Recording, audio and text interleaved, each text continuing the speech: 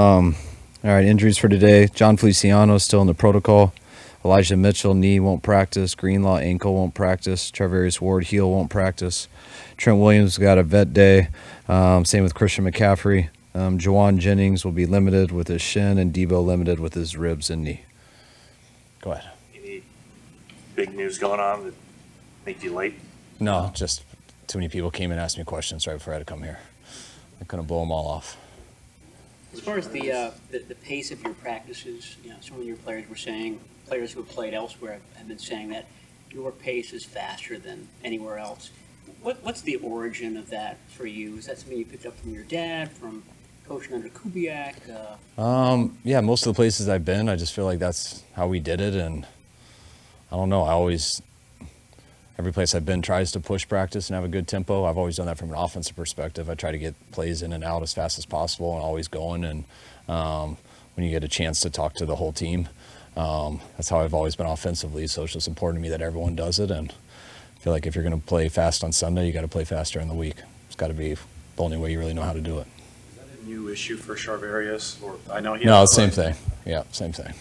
Obviously, in the playoff game against the Cowboys, they wanted to take away the run. They were successful for at least a half. It's not a novel thing, but do you think the way Brock has progressed since then, or continued to prove himself, will make teams such as the Cowboys maybe, I don't know, more wary of that approach?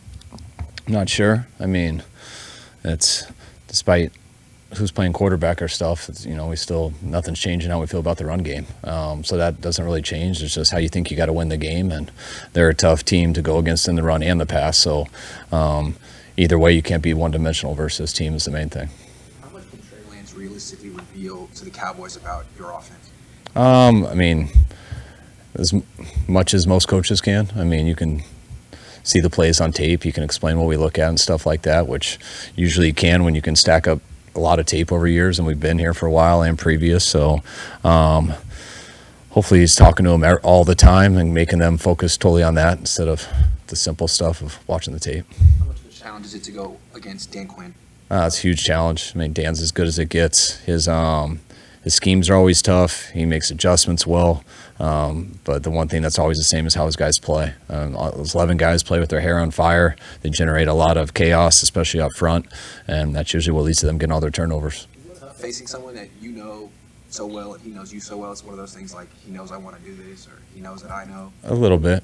But it's different when you're not in the division. At least it's not twice a year, unless you mean the playoffs and stuff. But I think Dan and I got to go against each other twice here in Dallas, and it's always a huge challenge. Against Mac Jones last Sunday, Kyle, that was extraordinary. The same thing that they do to a lot of guys. When you get in some bad situations and stuff, that D-line is tough to handle, and they can make you make a lot of mistakes. You got to get rid of it quick, sometimes not always before you're ready. They mix up a lot of man coverages, a lot of zone coverages, and they can confuse you with that. And when you're behind the chains and things like that, I mean, not just Sunday, but really for the last 3 years, I mean, they're as good as a team as any when they got you one-dimensional at creating turnovers and getting after the quarterback.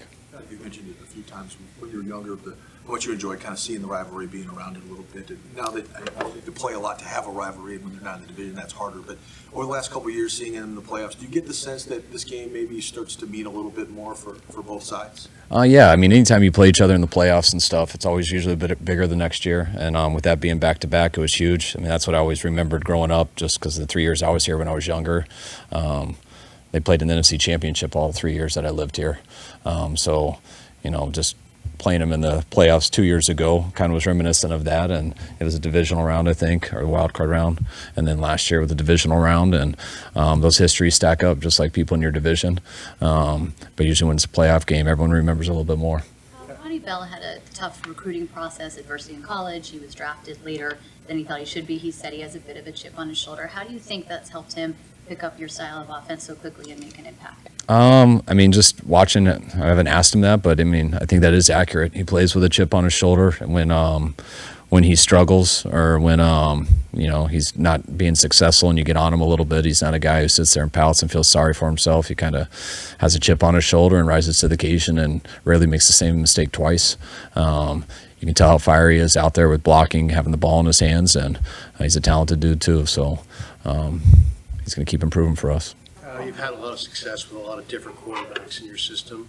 What would you say to those who say that Brock is still largely a product of your system? I mean, that's pretty ridiculous. You just got to watch the tape. I mean, he plays at a high level every time he's been out there. And he's done it in a lot of different situations versus a lot of different defenses, on the road, at home, in playoff games, when injured.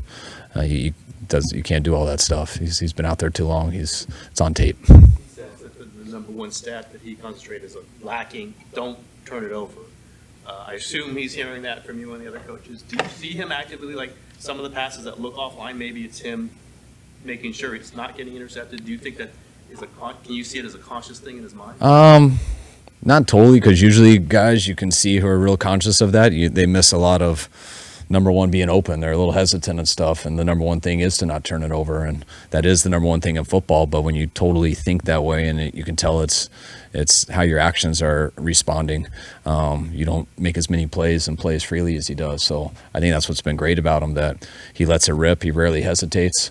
But when it's not there, he hasn't just let it rip. He knows when to pull it back. He knows when to progress and try to make a play. And that's the fine line, that you want guys who can make plays, but you don't want guys to keep both teams in the game. So you got to find a way to do both. And he's found that balance very well in all the games he's played in. So you just mentioned that a couple times, hesitancy. I mean, you've been around a lot of really great quarterbacks. I've seen them. Where is Brock on that spectrum of guys who consistently don't hesitate, don't stop themselves, don't get themselves in trouble that way? Where would he be? The guys I've coached, he's up there with all of them. I've had a couple real good ones in that way, and Brock's right there with those guys. You can see that on his college tape. That's what made him look so good on his tape and play at such a high level, and it hasn't changed here. Purdy had another kickoff out of bounds. Are you actually asking for directional kickoffs, or is it just complete misses there? No, we are asking for directionals. And he got a bad angle on that one and still tried to do it and just missed it. But he's had two of those. He's been pretty good at them, but it's a big miss when you miss those. So we got to make sure that doesn't happen much more. We can't do it. The internal chess game, when you're preparing to win every week, how many weeks go by before you need to sit down with your quality control guys and get a better idea of what your guys' tendencies are? And do you have that meeting every week, or is that something that you just know in your head based on the plays you've called? Do you know your tendencies? I got a good idea. Just got a feel for everything that you do, and especially games and stuff like that. But we get reports on that every second. There's more analytics people, and we get big packets on it and stuff. I don't always have the time to read through everything, so they usually highlight the big deals and stuff. And I always get anything that looks real heavy, or 70% or something. And it's basically, how do the defensive guys look at it? I know they get the same type of stuff, and sometimes defensive guys who goes completely off analytics, and then defensive guys who go completely off feel also, or your personnel or things like that. So that's stuff you got to always think about, and it helps more the more you know who you're going against. Against the Cowboys last year, you had a fake screen to Debo quarterback draw, which, if that worked, was going to be really cool. Was that an example of the Cowboys just being very disciplined? And with a play like that, I'm sure you're maybe optimistic, because I thought it was cool. I'm sure that matters a lot. Do you just scrap it, or do you just save it for a rainy day? No, you try to call it when it makes sense based off of what coverages and fronts they do. People ignore the quarterback and they have a 4-man rush with no stunts, and they're rushing way up the field, and you look to the left and they're in quarters and no one else is left.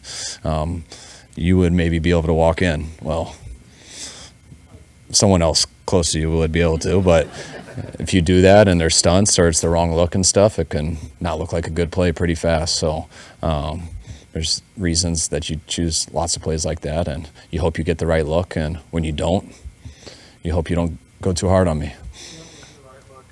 Was that? That wasn't the right look. If you would have ran over everybody, it would have been. No, it wasn't the right look. How was the play of your defense so far? The Cardinals were able to stay on the field an awful lot, probably more than you would like the last game. But you've had other sequences where the bunch of 3-and-outs in a row versus Pittsburgh, but then drives before the end of the half. Has it been kind of a mixed bag? Yeah, I think we've had some weak moments. All right, I mean, from the first half with the Rams, I thought a couple drives. I thought there was 2 drives with the Cardinals in particular. But I mean, they're still playing real good football. I'm real happy with them, and we're in week 4 here, and but we're never satisfied. I expect us to keep getting better on defense, offense, and special teams. Coach, because it's Cowboys 49ers week, there seems to be added excitement and energy, not only in the Bay Area, but kind of around the NFL. Do you guys sense that in the locker room, just the build-up in the energy and excitement? I think anytime you have a Sunday night game, it's always bigger. Sunday night, Monday night, Thursday night, there's always a little more excitement in the building, knowing everyone's watching you. Got a lot of respect for the Cowboys and how good of a team they are, so we know the challenge that we have in front of us, and I think we're aware of the rivalry back in the history, which is always cool, but besides that, it's week 5. So. Thank you. Thanks, guys.